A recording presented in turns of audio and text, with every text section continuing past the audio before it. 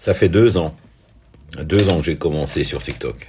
2 ans que j'ai commencé avec des vidéos basées sur l'humour, mais en fait, pour ceux qui sont un peu intelligents et qui comprennent, cet humour, ça cachait vraiment quelque chose de sérieux derrière.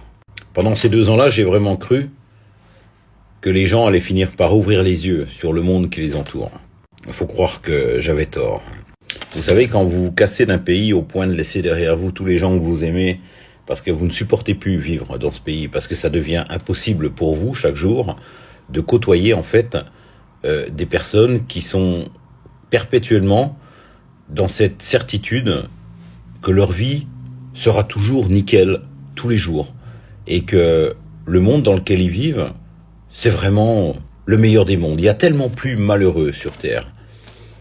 Quand on arrive à faire ça, c'est que franchement, t'as atteint une limite. Vraiment une ultime limite. Je suis tombé sur le discours de BHL, qui était en train de faire une propagande sur Zelensky. Il était en train de dire qu'il n'avait jamais vu un président aussi combatif, aussi courageux, et que pour lui, c'était certainement un des meilleurs présidents qu'il ait jamais eu sur la planète. Je vais passer le moment où ça m'a fait exploser de rire, mais franchement, se foutre de la gueule des gens à ce point-là, faut quand même oser.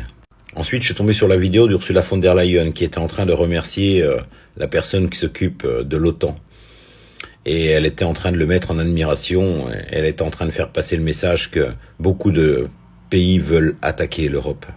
Pourquoi je dis ça? Parce que tous ces gens-là qui parlent à la télévision et que vous voyez chaque jour, c'est des gens qui se foutent de votre gueule à 2000%. C'est des gens qui vous prennent pour des cons dans la manière la plus simple et la plus crade possible.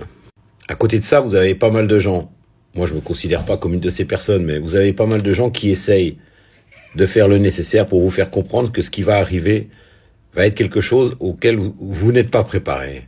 Ces gens-là dépensent énormément de temps, de leur santé, de leur morale, de leur physique, pour essayer de vous faire comprendre qu'il va bien falloir un jour ou l'autre prendre conscience de ce qui est en train de se tramer autour de vous.